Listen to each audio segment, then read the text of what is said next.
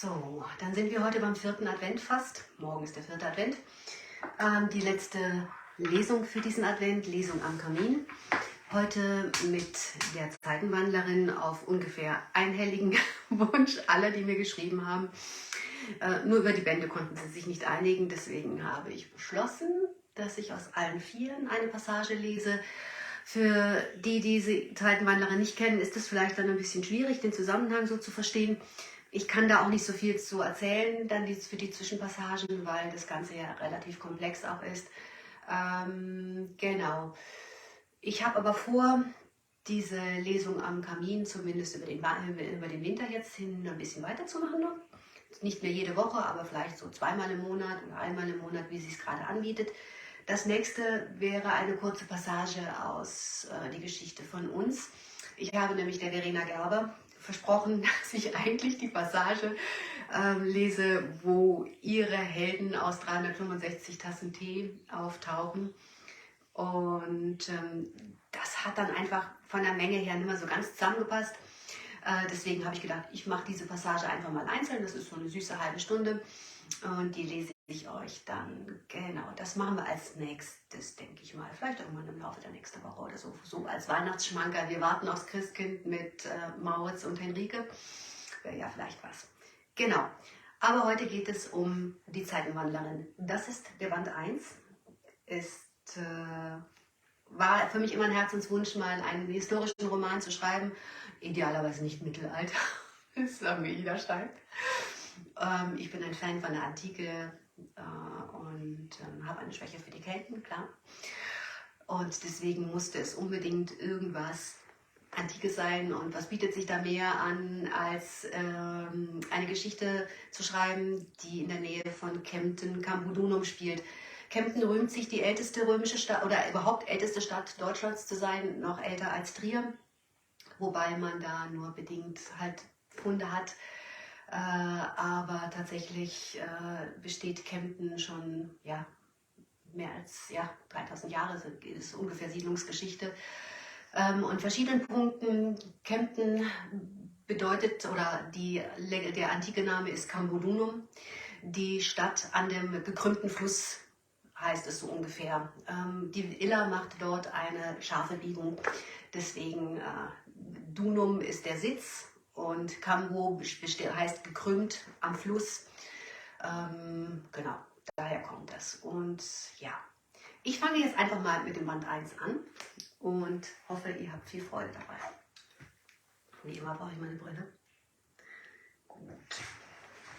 Der Band 1 ist der Keltenwinter. Wir befinden uns am frühen Abend, später Nachmittag des 31. Oktober.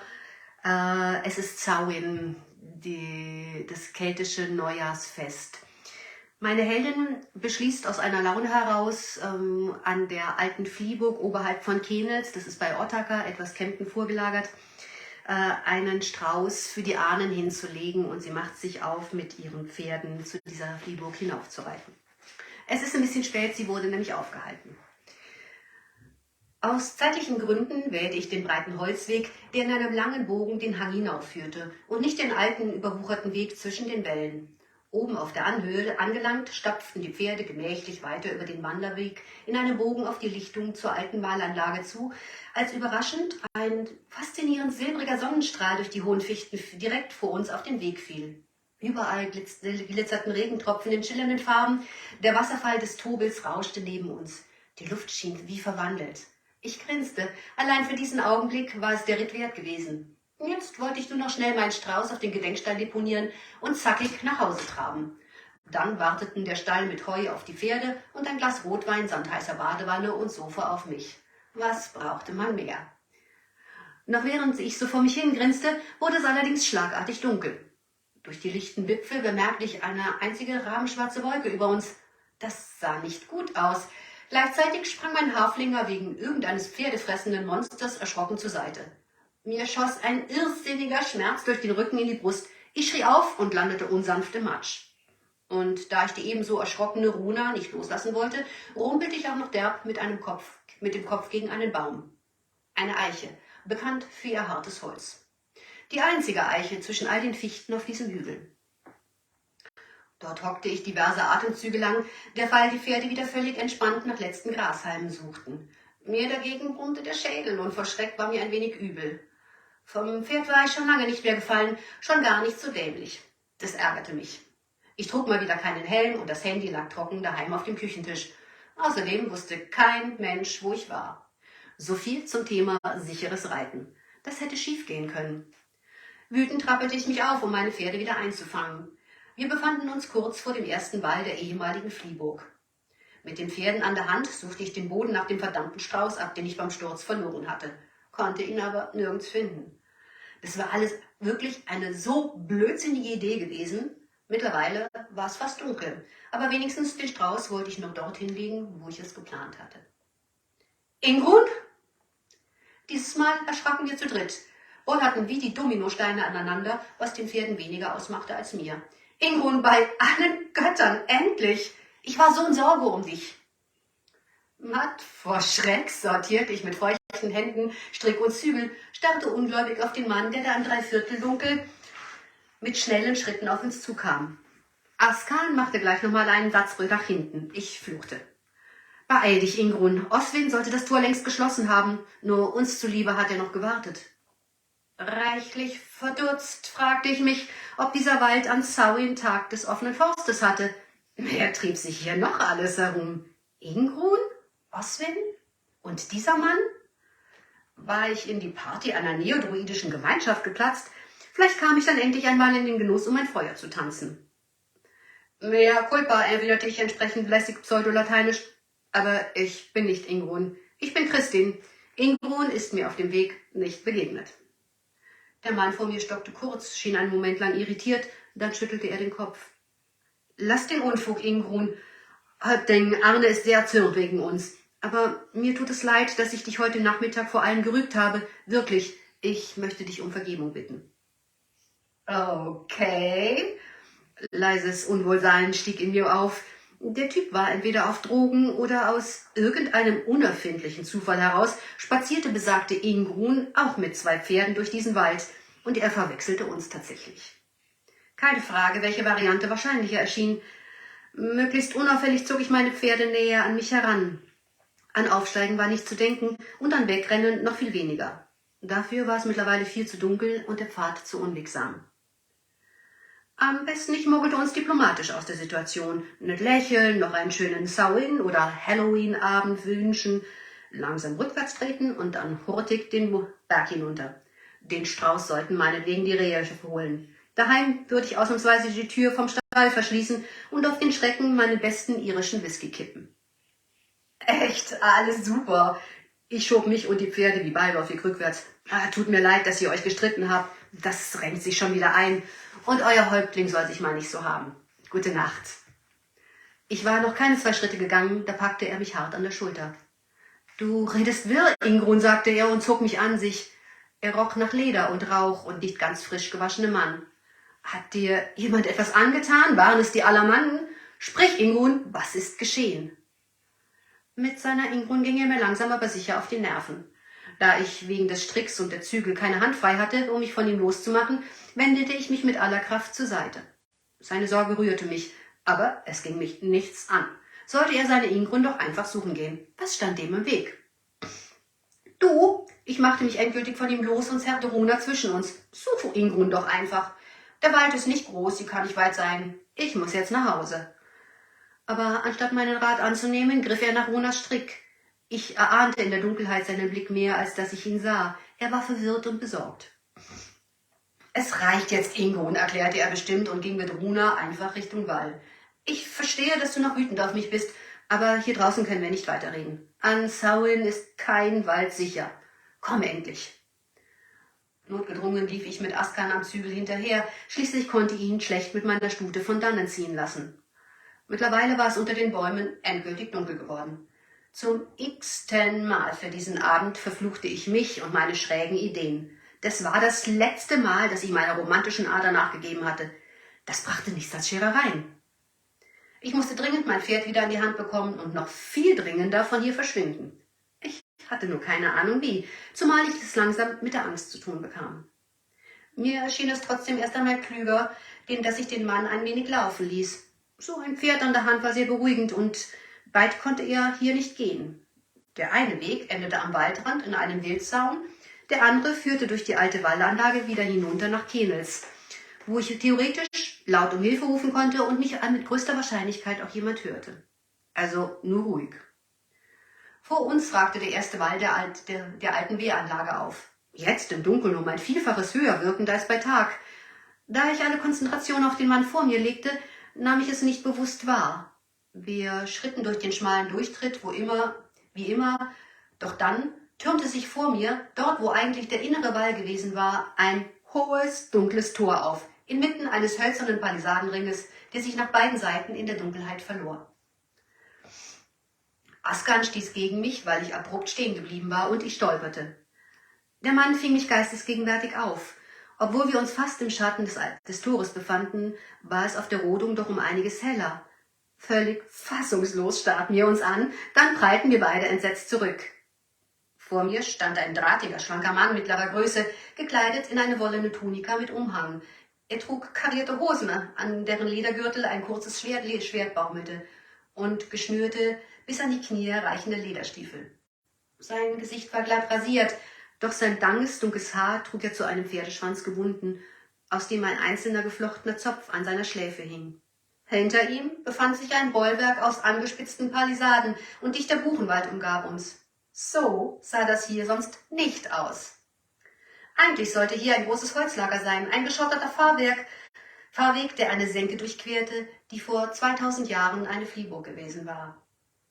Diese Anlage sah aber verstörend intakt aus.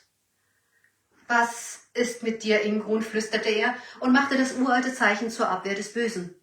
»Du siehst aus wie sie, aber du trägst deine Haare anders. Und das ist nicht Ingruns Kleidung. Wer bist du?« Beschwörend hob ich die Hände. »Alles gut«, versuchsweise angelte ich nach Runas Strick, doch er hielt ihn krampfhaft fest. »Ich bin Christine, ich kenne keine Ingrun. Was geschieht hier?« »Es ist Samhain, Ingrun. Hast du die Ahnen verärgert? Hat dein Geist dich verhext?« Mir wurde schlagartig kalt bis auf die Knochen. Verhext? Zu keiner Zeit seit Menschengedenken war es als Frau ratsam gewesen, mit dem Wort Hexerei in Verbindung gebracht zu werden. In dieser Situation erschien es mir sogar fatal. Irgendetwas war passiert, etwas stimmte nicht. Ein total falscher Film lief hier ab. Natürlich, ich atmete halbwegs erleichtert auf. Vielleicht war ich doch daheim auf dem Sofa eingeschlafen. Ich träumte. Meine Albträume waren legendär, immer gut für eine Horrorstory auf Partys. Keiner träumte so scheußliches Zeug wie ich. Und jetzt hatte mein Unterbewusstsein mal wieder die Oberhand, bastelte hier prähistorische Wallanlagen, martialisch anmutende Männer und ich ahnungslos mittendrin. Hektisch schlug ich mir mit beiden Händen ins Gesicht, in der Hoffnung, dass ich davon aufwachen würde. Der Mann packte meine Hände, mein Gesicht brannte vor Schmerz. »Ich rufe gleich den Druiden oder Mara, sie werden dir helfen. Hab keine Angst, Ingrun. Cedric kennt sicher ein Kraut für dich.« »Besenkraut«, dachte ich hysterisch, »große Dosis. Dazu ein paar von diesen psychoaktiven Pilzen, damit ich noch mehr halluzinierte und die Welt fantastisch schillerte. »Ich bin vom Pferd gestürzt«, quiekte ich halb in der Auflösung begriffen, wollte ihn aber wenigstens von der Theorie abbringen, dass ich von sonst was besessen sein könnte. »Ich muss mir den Kopf angeschlagen haben. Ich kann mich an nichts erinnern. Wer bist du?« Die Bestürzung in seinem Gesicht tat mir wirklich leid. »Bei allen Göttern, Ingrun, ich bin Ivo, dein Mann.« Die Bestürzung, die ich empfand, tat mir noch viel mehr leid. Mein Blutdruck sackte spontan ins Erdreich, mir brach kalter Schweiß aus. »Mein Mann?« Wieder schlug ich mir ins Gesicht, trampelte so wild auf den Boden, dass Askan entrüstet zur Seite wich. Doch ich wollte einfach nicht wach werden. Dieser Albtraum fand kein Ende. Dieser Albtraum findet auch kein Ende, denn es ist tatsächlich so, dass die Story geht ja weiter, sie ist durch ein Zeitloch geflutscht und landet im Jahr 233 nach Christus in der Vergangenheit.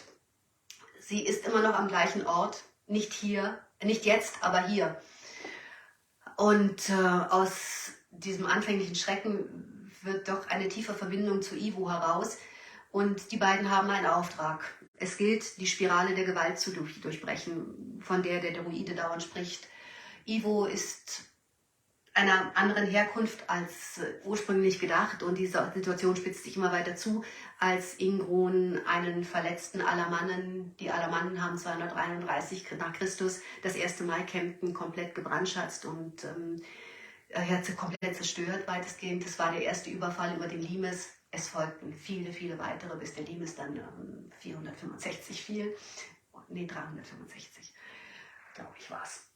Als die Römer dann endgültig diese Provinzen aufgegeben haben. Wir machen weiter mit dem Keltenfrühling. Also, wir sind in dem Moment Ende des Winters. Es ist kurz vor Beltane. An Beltane wollten Ingrun und Ivo sich eigentlich ihr Gelübde erneuern. Und sie finden sie an diesem Morgen auf einem Ritt zu den Salzsiedern in der Nähe. Sie werden von Melvin, Ivos Leibeigenem, aufgehalten, der behauptet, dass Ivos Nichte in der zerstörten römischen Siedlung Loja von dem Alamannen vergewaltigt wird. Mein Hirn packte das nicht. Dieses Mädchen war Ingruns Ziehtochter gewesen. Wie konnte sie jetzt so gegen uns agieren? Und Melvin? War das der Dank für alles? Beider Verrat war so unbegreiflich.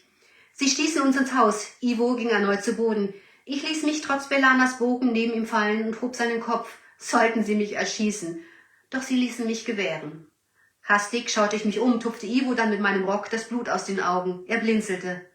»Was soll ich tun, Ivo?« flüsterte ich, während ich schon unauffällig an seinen Fesseln herumnestelte. »Schnell, sag's mir. Wo ist dein Dolch?« Er spuckte Blut, atmete angestrengt und versuchte sich ein wenig aufzurichten. »Vergib mir«, Ingrun raunte er tonlos. Selbst seine Lippen bewegten sich nicht. »Vergib mir, wenn du kannst. Ich konnte dich nicht schützen, ich habe versagt.« Mir stellten sich alle Haare. Diffuses Grauen raste mir durch die Adern. »Was?« Ohne Rücksicht, ob uns jemand sah, bohrte ich meine Finger in Ivos Fesseln, doch ich bekam sie nicht auf. Dann zerrte der Barbar mich von ihm weg. Ich schrie, trat wild um mich und krallte mich an Ivo fest, vergebens. »Ivo!« Unsere Blicke trafen sich für Bruchteile von Sekunden. Ich sah den Schmerz in seinen Augen, die Trauer. »Arne?« Ivos Stimme hallte verstörend autoritär durch das verfallene Haus. »Du bist kein Barbar. Ob Kelte oder Römer, wir haben Ehre. Wir quälen keine Frauen.« Quiekend lachte Arne auf. »Ehre? Von welchen Frauen redest du? Ich sehe nur einen Geist hier.« »Einem Geist gegenüber gibt es keine Ehre.« Die Situation wurde immer irrer. Was redete der schon wieder von Geistern? Doch bevor ich mich so weit gesammelt hatte, dass ich reagieren konnte, legte der Barbar Ivo einen Strick um den Hals, warf das Ende um einen der überstehenden Dachbalken und zog Ivo hoch. Ich schrie hysterisch, schoss blindlings an Arne und Bellana vorbei, zu Ivo, der nur noch auf den Zehenspitzen balancierte. Der Barbar rammte mir sein Knie in den Magen, so wie er es zuvor bei Ivo getan hatte. Ich klappte wie ein luftleerer Sack zu Ivos Füßen zusammen. Für einen Moment wurde mir schwarz vor Augen. Ich würgte, dann packte ich Ivos Füße und stützte ihn. Die drei lachten. »Nein«, panisch suchte ich den Blick unserer Peiniger. »Das war alles nicht wahr. Bitte!« Ich umkrampfte Ivos Füße. »Bitte lasst ihn runter. Ich mache alles, was ihr wollt. Bitte!« Ihr höhnisches Gelächter war ein Geräusch aus der Hölle. An meinem Zopf zerrte Arne mich wieder von Ivo weg. Notgedrungen musste ich beide Ivos Beine loslassen, sonst wäre ich daran schuld gewesen, dass er erstickt. Er hing mit geschlossenen Augen, schwankend auf Zehenspitzen, nur sein angestrengter Atem war zu hören. Und dann betrat Melvin das Haus. Sein Blick erstarrte an seinem hängenden Brotherrn. Das konnte meine Chance sein. »Melvin!« Meine Stimme kippte, denn auch Arne riss an meinem Zopf, doch ich stemmte mich gegen den Schmerz. »Melvin, bitte hilf Ivo! Lass das nicht zu, bitte!« Arnes Stiefelspitze stieß mir in die Rippen. Mir verschlug es den Atem. Ich kippte ein weiteres Mal zu Boden. »Melvin«, hörte ich Arne, »geh jetzt und bring Ivos Pferd zum Heiligtum der Flussgöttin, wo sich unser Häuptling immer mit seiner Zauberin vergnügt hat. Und lass den Hengst dort frei. Geh!« »Aber ich sollte doch Herrn Ivo dorthin mitnehmen.« Melvin nagte unsicher an seiner Unterlippe. Sein Blick glitt immer wieder zu Ivo hinüber, der unter dem gerinnenden Blut in seinem Gesicht langsam blau anlief. »Tu das nicht, Melvin«, schrie ich wieder dazwischen. »Sie werden Ivo töten. Lass das nicht zu.« Melvins Blick huschte zu mir. Ich sah die Verwirrung in seinen Augen. »Sie bringen ihn um, Melvin. Sieh doch nur hin.« Mit einem Schlag war der Barbar über mir. Mein Schädel explodierte unter seinem Schlag. Ich prallte hart auf den Boden. Warum blieb ich nicht einfach liegen? Völlig benommen sah ich nichts als die verrußten italienischen Terrakottafliesen, die in irren Mustern geborsten waren. »Jetzt geh endlich, Melvin!« Arnes Stimme klang gebieterisch. »Geh und tu, was wir besprochen haben. Bring das Pferd zum Heiligtum.« »Das war so nicht besprochen. Ich nehme meinen Herrn mit. Wir wollten ihn nur von der Zauberin befreien, mehr nicht.« Dunkel dämmerte mir, dass es irgendwie nicht passte, nur ein Pferd zu Ilaras Heiligtum zu bringen. Was sollte mit Askan geschehen und was mit mir? Wie wollten sie Ivo von mir befreien? Meine Kehle krampfte sich in akuter Atemnot zusammen. Ich fuhr hoch, obwohl mein Kopf wie ein Ballon an mir zu schlenkern schien, und suchte Melvins Blick. Arne würde seine Drohung tatsächlich wahrmachen und mich umbringen. Doch das würde Ivo nicht lebend zulassen. Also musste auch er sterben. »Sie werden ihn töten, Melvin«, kreischte ich und legte alles Flehen des Universums in meinen Blick. »Bitte, Melvin, nimm Ivo mit!« Melvins Augen schlingerten unstet zwischen uns hin und her. Unendliche Atemzüge lang verharrte er unschlüssig. Auch Bellana trat verunsichert etwas näher zu Melvin. Ivos Röcheln erfüllte die Stille. Das Seil knarzte am Balken. Ich flehte still. »Gehorch endlich, Sklave!« Der Barbar verlor endgültig seine Geduld. Seine Stimme klang wie klirrendes Eis. »Einer wie du würde bei uns bestenfalls als Futter für die Hunde taugen. Geh, sonst schickt dich mein Dolch auf die Reise.« Melvins Brust hob sich angestrengt. Dann nickte er beherrscht. Seine Augen streiften mich flüchtig, ohne mich wirklich zu sehen. Trotzdem fuhren meine Hände bettelnd hoch. Aber er ergriff nur Bellanas Arm und zog sie mit sich durch die Türöffnung. Im grellen Gegenlicht der Sonne blieb Bellana ein letztes Mal stehen. »Komm«, forderte Melvin leise, »das hier ist kein Ort für uns.« Melvin ruckte leicht an ihrem Arm. Mit gesenktem Kopf verließen sie das Haus. Mir war, als fiele eine Panzertür ins Schloss. Wir waren endgültig ausgeliefert. Keiner würde uns helfen, niemand, denn es war niemand mehr da. Die Panik in mir war ein berstender Vulkan. Dazu hämmerte mein Herz, wohl wissend, dass es seine letzten Schläge sein würden. Draußen entfernte sich das Klappern der Hufe und damit meine letzte Hoffnung. In die atemlose Stille hinein zog Arne seinen Dolch sirrend aus der Scheide. Ich zuckte zusammen, denn er trat mit einem Lächeln um mich herum. Die Schneide funkelte im einfallenden Sonnenlicht. »Jetzt werde ich endlich erfahren, ob du eine Zauberin bist oder ein Weib von Fleisch und Blut.« Mir brach der kalte Schweiß aus. Schwarze Lichter tanzten vor meinen Augen. »Was?« Behutsam ging Arne vor mir in die Hocke. Sein Blick glitt suchend zu meinen, während er den Dolch in seinen Händen drehte. »Wer bist du?« »Ingrun«, keuchte ich, versuchte etwas von ihm wegzurobben, doch er packte mich am Fuß. »Ich bin Ingrun, Ivos Frau.« »Nein, das bist du nicht. Ich weiß es genau. Auch wenn du fast so aussiehst wie sie.« Völlig aufgelöst irrte mein Blick durch die Ruine. Der Barbar hockte gemütlich auf einem Holzblock. Ivo hing. Was wollte er von mir? Sollte ich jetzt und hier die Wahrheit sagen? Würde uns das retten? Oder wenigstens Ivo? Damit wäre ich eine Zauberin, der Geist, den er immer haben wollte. Mein Hirn klemmte vor Angst. Was sollte ich tun? Fahrig leckte ich mir die Lippen. Reden. In jedem Selbstverteidigungskurs war die oberste Regel: Reden, reden, reden. Und wenn ich ein Geist wäre? Ein schwacher Anfang. Ich zog meinen Fuß weg, doch er packte mich fester und beugte sich vor. Das werde ich jetzt herausfinden, Frau Ingrun. Er spuckte meinen Namen verächtlich aus, griff blitzartig nach meinem Handgelenk. Ich schrie. »Wirst du uns dann auch erzählen, endlich die Wahrheit über den Nachmittag an Samhain erzählen, Arne?« Arne zuckte jählings zusammen. Mit Ivo hatte keiner gerechnet. Auch ich hätte nicht vermutet, dass er noch genug Luft besaß, um überhaupt ein Wort herauszubringen. Geschweige denn einen Satz wie eine Bombe. Selbst der Barbar schien überrascht. Arne drehte sich auf den Fersen um. Ivo trug tatsächlich etwas wie ein spöttisches Lächeln im Gesicht. Ich schwitzte. Samhain? Samhain, immer wieder. Und warum tat mir plötzlich der Rücken so weh? Ich krümmte mich kurz. An irgendetwas sollte ich mich erinnern. Dieser Schmerz, er stach mir in die Brust. Samhain.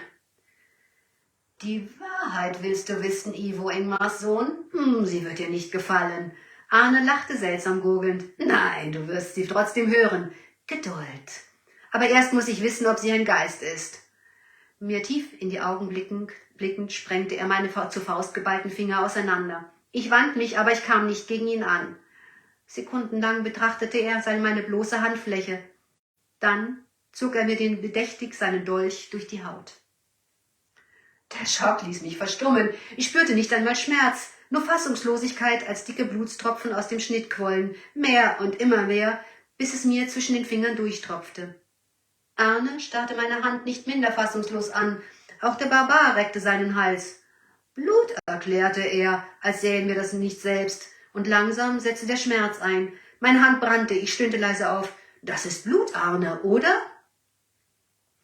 Geister bluten nicht, fluchte Arne und zog meine Hand näher zu sich heran. Blutstropfen flogen. Es kann nicht sein! Ivo lachte rau, röchelte dann halb erstickt.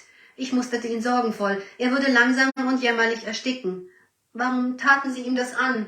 Sein Gesicht war bereits angeschwollen. Der Strick um seinen Hals schnürte dadurch umso enger. Geister bluten nicht, wiederholte Arne böse, als würde sich die Sache dadurch ändern. Ich weiß, dass Ingrun tot ist. Sie kann nicht mehr bluten.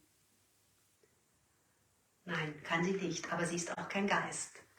Was sie ist, das wird Arne nicht mehr erfahren, denn Arne überlebt das nicht.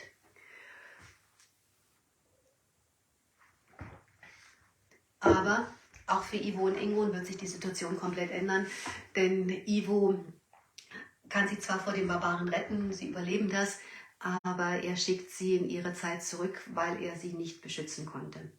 Im 3. Band, dem Keltensommer, ist Ingrun dann wieder zurück in ihrer Zeit und versucht zu akzeptieren, dass sie Ivo verloren hat, dass sie hier aber nicht jetzt zusammen sind. Sie sieht ihn manchmal schemenhaft durch die Zeiten, bildet sie sich ein. Sie lernt durch ihr durchdrehendes Pferd einen Mann kennen, Volko. Und als Volko dann irgendwann dämmert, was da womöglich passiert sein könnte, sagt er, ich schicke dich zurück. Ich schicke dich zu ihm zurück. Und wir befinden uns im 3. Band, relativ am Ende. Sie muss ein bisschen durch die Hölle gehen. Wieder am 31. Oktober, ein Jahr später. Wieder ist Ingrun oben an der Fliehburg. Sie hat sich dieses Mal sehr, sehr gut auf ihre Reise vorbereitet. Die Eiche lag an einer kleinen Lichtung kurz vor dem ersten Wall der Fliehburg. Der Regen wurde stärker. Am Rand der Lichtung blieb ich stehen. »Willst du das immer noch tun, Volko?« fragte ich. Das schien mir fair, auch wenn ich seine Antwort fürchtete. Er bewegte angespannt die Schultern, nickte dann mit versteinertem Gesicht. »Ja, ich will, Christin.« Ein Schnauben begleitete seine Worte und er verdrehte die Augen. Und wenigstens so darf ich die Worte zu dir sagen. Witzig irgendwie. Geh, ich werde alles tun, was ich kann, damit du zu Ivo heimkehren kannst. Mein Wort. Langsam trat ich nah an ihn heran, küsste meine Katze das letzte Mal ihr kleines Köpfchen. Danke, Volko. Flo, pass gut auf ihn auf. Der Mann ist es besser als ein Lottogewinn. Lebt wohl, ihr beiden. Ich reckte mich auch zu ihm hoch und küsste ihn. Lebt wohl. Ich wünsche dir das Beste, Christin. Seine Stimme kippte, ich sah Tränen in seinen Augen schimmern. Auch ich spürte, wie meine nass werden. Pass auf dich auf und wenn du ein Ticket zurück brauchst, dann lass es mich irgendwie wissen. Auch mit den schicken Kelten im Gepäck, wenn es sein muss. Geh jetzt.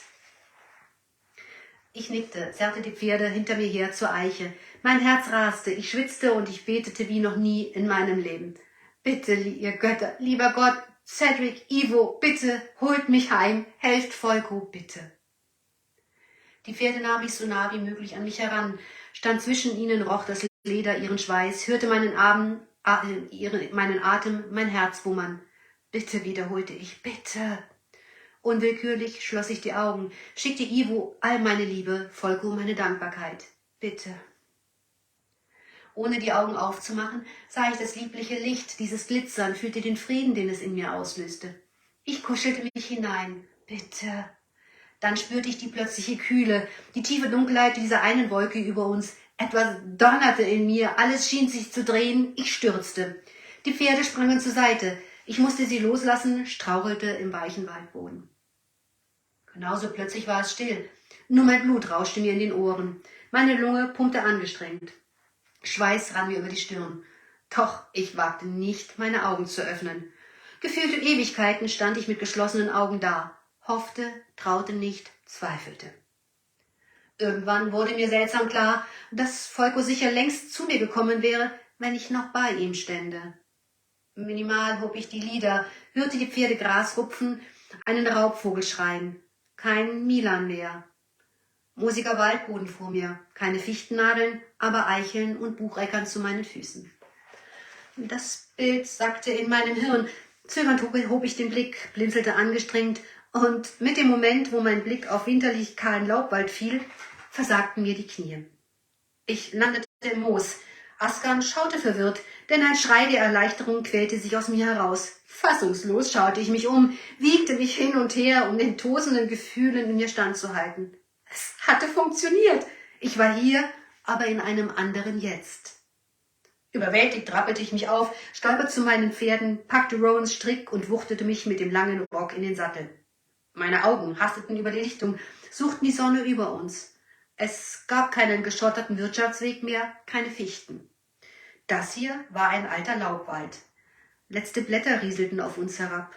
Die Lichtung war kleiner und ich hätte zumindest einen Teil von Volkos Golf sehen müssen, wenn er denn noch da gewesen wäre. War er aber nicht. Auch den Holzplatz gab es nicht. Ich brauchte einen Wildwechsel abwärts, vorbei an der Fliehburg. Ich entdeckte die matte Scheibe der Sonne im Hochnebel. Dort war Süden und abwärts war auf jeden Fall richtig. Aus den Augenwinkeln meinte ich, einen Schatten schräg hinter mir zu sehen. Angestrengt schaute ich hinüber. Ein Schatten konnte in dieser Zeit alles bedeuten. Von Reh bis Mörder. Doch da war nichts. Askan setzte sich wie vor einem halben Jahr selbstständig in Bewegung, suchte sich den Weg an der jetzt intakten Fliehburg vorbei zum Dorf hinunter. Eine Buche war in die Palisaden gestürzt. Ivo würde das richten lassen müssen. Der Tobel rauschte laut. Askan stapfte zielsicher an seinem Rand entlang. Der Boden duftete feucht und modrig. Aus dem Tobel stieg kalte Luft aus. Ich ließ Askan die Zügel. Er würde den Weg sicherer finden als ich. Am Fuß des Berges hielt er sich weiter südwestlich, trabte langsam voran. Rowan am langen Strick neben uns her. Der Packsattel rumpelte fast zu laut. Hier war kein Geräusch. Nur die Tritte der Pferde. Ich würde kein Flugzeug am Himmel sehen und der Linienbus würde uns auf dem Rückweg nicht aufhalten. An der Abbruchkante zur Illerniederung bog Askan nach Süden ab. Verwirrt wurde mir klar, dass wir erst vor gut einer Stunde genau diesen Weg bergauf geritten waren. Die kleine Schonung gab es auch in dieser Zeit. Wir umrundeten sie, ich packte hart in die Zügel. Askan stand und ich starrte fassungslos auf das Dorf unter uns. Rauch quoll aus den Kaminen, die Palisaden, Rinder in den Färchen, daneben die Pferde, die Dorfeiche in der Mitte. Menschen liefen herum und es sah aus, als stände eine größere Gruppe nahe bei unserem Haus. Askan stieg unwillig, was mich aus meiner Erstarrung löste. Wie sehr hatte ich mich nach diesem Anblick gesehnt und wie sehr gehofft, und bis zu dieser Sekunde hatte ich befürchtet, dass alles vergebens war. Askan galoppierte an, ich ließ ihn. Rowan wetzte neben uns her und erst kurz vor dem Tor parierte ich beide scharf durch. Tief holte ich Luft, setzte mich im Sattel zurecht, strich mir eine Strähne aus der Stirn. Ich war daheim. Langsam ritt ich durch das Tor, grüßte Kor und Paralan, die gelangweilt Wache saßen und eigentlich eher an dem interessiert schienen, was im Dorf passierte, als an dem, was vor dem Tor stand. Sie starrten mich ungläubig an. Bewusst nahm ich alles in mir auf, die Karten, Hunde, Hühner, ein paar Schweine, die quiekend herumsprangen, Kindergeschrei, Menschen, die ich kannte und die mich überrascht, verwirrt, aber auch freudig ansahen. Ich lächelte, unbeschreibliches Glück pulste in mir, ich fühlte mich leuchten. Als ich an Elkes Karte vorbeischritt, war es allerdings für einen Moment rum mit der Freude. Auf dem Dorfplatz vor der Eiche standen Legionäre. Prächtig in roten Umhängen, Rüstungen, schwer bewaffnet. Der Großteil des Dorfes umringte sie mit deutlichem Abstand. Ivo und Oswin standen neben einem großen Mann mit langem purpurroten Mantel. Ich erkannte Ivo sofort. Mein Herz wurde weit vor Liebe. Ivo. Vor unserem Haus hielt ich die Pferde an, unschlüssig, was ich tun sollte. Mit so einer Situation hatte ich nicht gerechnet. Genau genommen hatte ich keine Sekunde weiter als bis zur Eiche geplant. Und das auch nicht in dieser Zeit. Schlecht. Es war Oswin, der Ivo mit einer verblüfften Geste auf mich aufmerksam machte. Ivo erstarrte. Alles drehte sich zu mir um, auch die Legionäre. Ich lächelte verkrampft, rutschte vom Pferd, schüttelte meine Röcke zurecht und zog mir den Umhang enger um die Schultern. Es war kalt. Von der Seite her kam Thorkil gerannt. Seinem Gesichtsausdruck nach hielt er mich für einen Geist. Mein Lächeln wurde noch verkrampfter. Tapfer drückte ich ihm die Zügel und den Strick in die Hand. Bring sie bitte in den Stall, Thorkil, und versorg sie gut. Sie sind weit gereist. Zögernd schritt ich auf Ivo zu. Die Menschen teilten sich von mir, und Ivo stand sehr aufrecht vor der Eiche. In seinem Gesicht kämpfte alles. Unglauben, Freude, Verwirrung und harte, notwendige Selbstbeherrschung. Vor den Römern durften wir uns keine Blöße geben.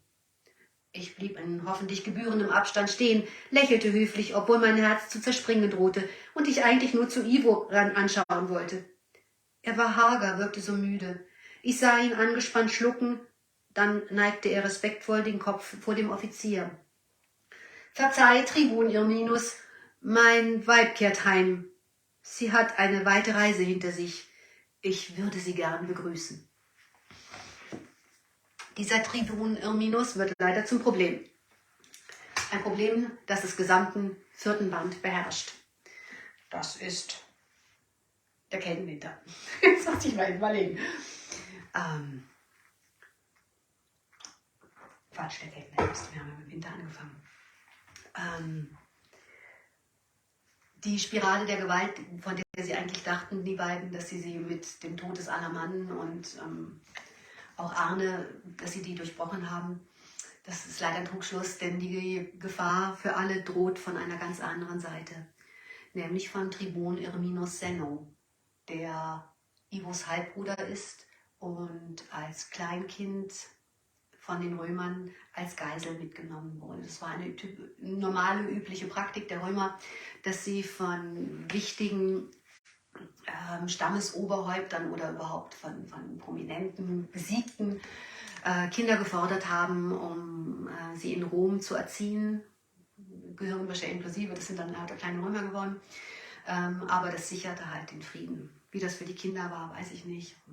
Man hat ja mit Arminius und der Varusschlacht gesehen, dass das nicht so gut hingehauen hat immer. Aber ja, genau. So ähnlich ist das mit Irmin auch. Und ja, Irmin mischt das alles verdammt nochmal auf. Aber ich lese euch jetzt eine Passage aus diesem Buch vor. Wir haben ja bald Weihnachten, wo es auch um ein Kind geht. Genau. Wir befinden uns mittlerweile tief im Germanischen, in der Germania Magna, dem hinteren germanischen Teil, auf dem Weg zum Harzhorn, wo es dann ja bekanntlicherweise eine große Schlacht gibt. Sie reiten durch Wald und Ivo ist der Meinung, dass er dem Wald ein Opfer bringen muss und zieht sich mit Ingo und Kurz zurück. Und sie finden eine Quelle, die Ivo perfekt findet für einen Opferplatz. Genau. Da fangen wir an. Trotz der Nässe kniete er sich in das Moos, wischte mit seinem Ärmel einen flachen Stein am Rand der Quelle trocken. Langsam trat ich neben ihn und ließ mich auf einen weiteren Stein sinken. Er war kalt, ein Garant für Blasenentzündung.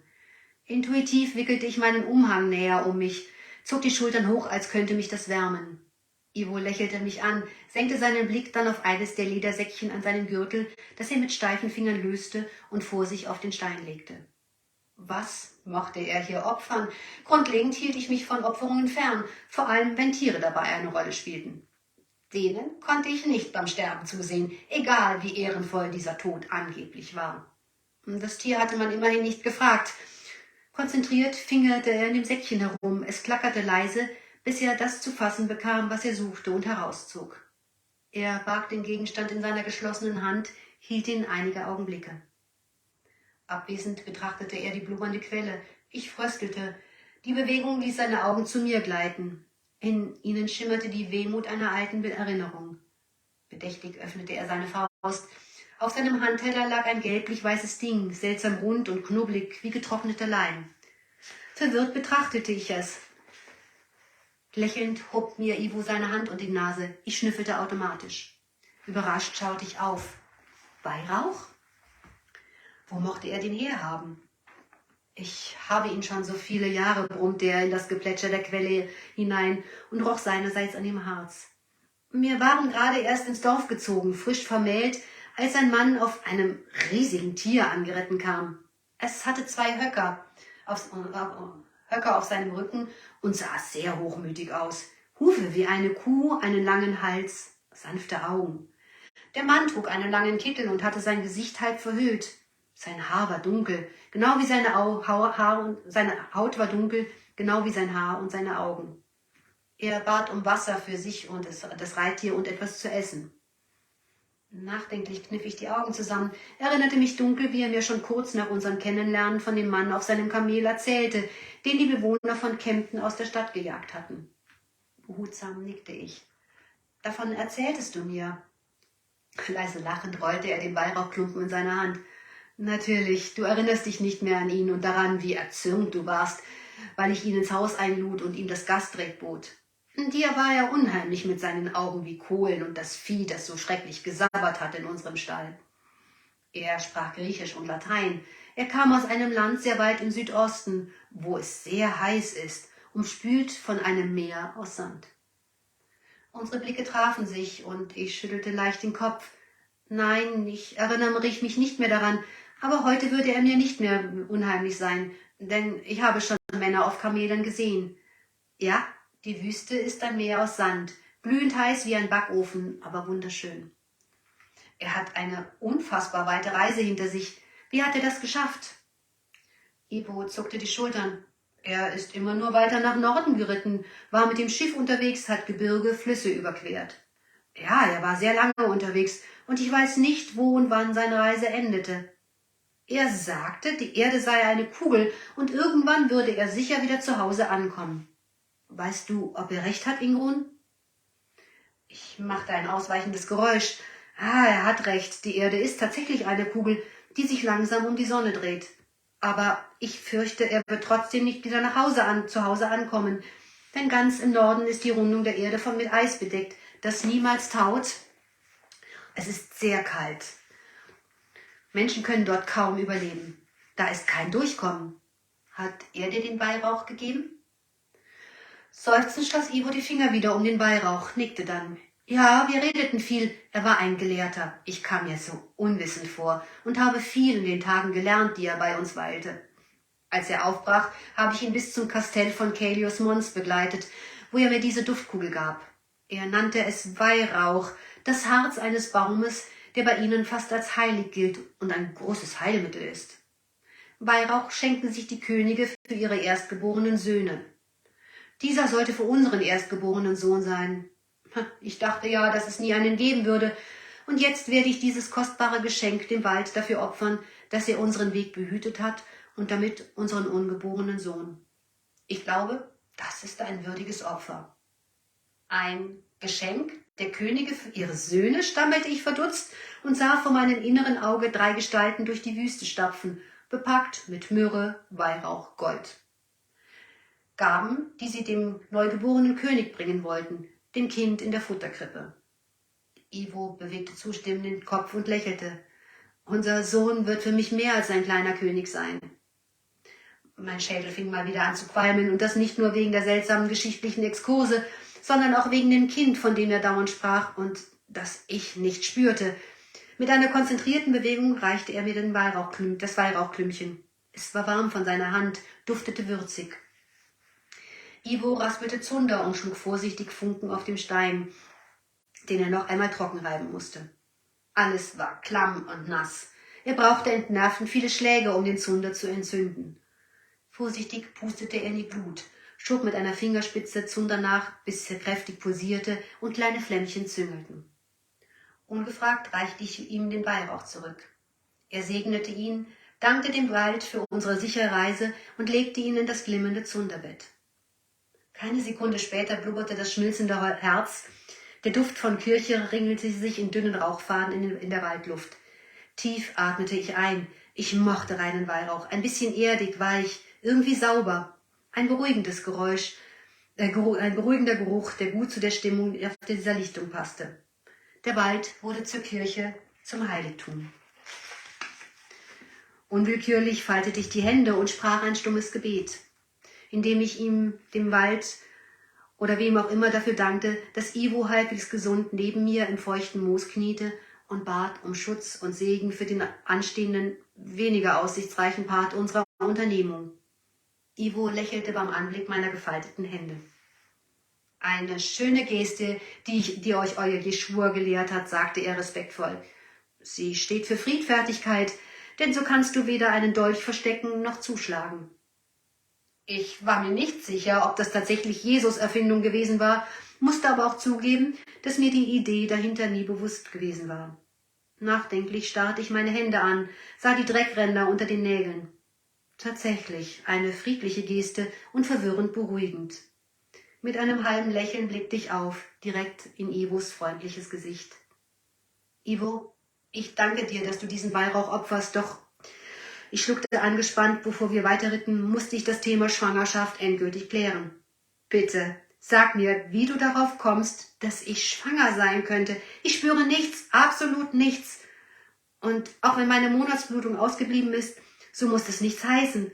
Wir haben entbehrungsreiche Wochen mit großen Sorgen hinter uns. Da kann so etwas schon passieren. Seine Augen wanderten liebevoll über mein Gesicht. Er lächelte zart und berührte meine Wange mit der Hand, die noch ein wenig nach dem Weihrauch duftete. Ich habe ihn gesehen, Ingrun, erklärte er kaum hörbar. Ich robbte näher an ihn heran, kniete mich zwischen seine Beine und er legte seine Arme um mich. Wie gesehen? Wann? An dem Morgen, als ich mich von dir verabschieden musste, hauchte er an meinem Hals. Ich hielt dich im Arm, wir waren nass vom Regen, völlig verdreckt und Irmin wartete. Ich sah ihn in dir, warm und geborgen unter deinem Herzen. Alle druidischen Übungen, Askese, Fasten, Tränke zur Seelenöffnung haben nichts bewirkt. Ich habe nie gesehen. Manchmal, als wir getrennt waren, konnte ich deine schemenhafte Gestalt sehen. Doch unser Kind war klar und deutlich vor mir. Ein wundervoller, perfekter kleiner Mensch. Und ich musste gehen, um euch zu beschützen. Mein Mund wurde trocken. Ich sammelte Spucke und atmete gepresst. Dieser Morgen war nichts, woran ich erinnert werden wollte. Ein weiteres Ende vom Anfang, in dem wir gerade herumstolperten. Ja, Ivo war überstürzt aus dem Haus gerannt. Es hatte mich beinahe verletzt und voller Angst zurückgelassen. Natürlich vertraue ich dem, was du gesehen hast, erwiderte ich zögernd. Unhörbar tat ich genau das nicht. Er schmunzelte. Aber warum merke ich nichts? Mir ist nicht schlecht, ich muss mich nicht übergeben und esse nicht mehr. Ich bin nur meistens sehr müde. Und das ist in Anbetracht der derzeitigen Umstände wirklich verständlich, aber kein Zeichen von einer Schwangerschaft. Zustimmend bewegte er den Kopf, legte dabei seinen Umhang um uns. Der Weihrauch verströmte seinen intensiven Geruch. Kirchenkiff, dachte ich, eine weitere unfassbar schizophrene Situation. Ich weiß nicht, warum du ihn nicht selber siehst, erwiderte er sanft. Vielleicht ist es für deine Seele so einfacher. Immerhin bewegen wir uns auf gefährlichen Wegen. Aber Daracha hat ihn sofort gesehen, als wir nach Damasia kamen, genau wie Cedric. Der Hohepriester hat es bestätigt. Wir haben Daracha mit diesem Kind noch sehr glücklich gemacht. Der Stamm wird überleben. Es ist da im Grund. Glaub mir auch, wenn ich nicht immer dachte, dass mein Samen kraftlos ist und mir mein Geständnis nach deiner Rückkehr sehr schwer fiel. Er ist da und es geht ihm gut. Ein gesundes Kind wächst in dir heran. Ich bin sehr glücklich darüber. Sanft glitten seine Hände über meinen Rücken abwärts zu meinem Bauch, umfassten weich die kleine Rundung. Seine Wärme durchströmte mich umgehend. Ich stöhnte vor Wohlbehagen und beugte mich ihm entgegen. Fühl es, Ingrun, flüsterte er. Es ist da, schau es dir an. Ohne es bewusst zu wollen, schloss ich die Augen, lehnte meine Stirn an seine Schulter und mein Blick richtete sich merkwürdig nach innen. Der Weihrauch mischte sich mit dem Duft von Ivo, dem moosigen Geruch des herbstlichen Waldes. Es machte mich seltsam benommen und Ivos warme Hände erzeugten in mir das immense Bedürfnis zu schlafen. Doch mein Blick wanderte aufmerksam durch mich hindurch, bis ich es sah. Unwillkürlich zuckte ich vor Schreck zusammen. Der Druck von Ivos Händen verstärkte sich. Ich holte zischend Luft. Nur wenig über meinem Schambein lag ein Embryo schwebend in seiner Blase. Ich sah die Nabelschnur, die winzigen Arme und Beine, die geschlossenen Augen. Ich sah sein Herzchen pochen. Ein erstickter Schrei löste sich in mir, torkelte als Ächzen aus mir heraus. Gleichzeitig schossen mir Tränen der Freude aus den Augen. Eine Welle von Glück und irrationaler Liebe überrollte mich und Ivo hielt mich zwischen seinen Beinen fest. Wie kann das sein, Ivo? Ich spürte, dass meine Augen ihn übergroß anstarrten. Er lächelte und hob die Schultern. Wie wohl, Ingrun, meine Sonne. Mit ihm haben wir den besten Grund, um gesund ins Dorf zurückzukehren. Und wir kehren zu dritt zurück. Ich weiß das.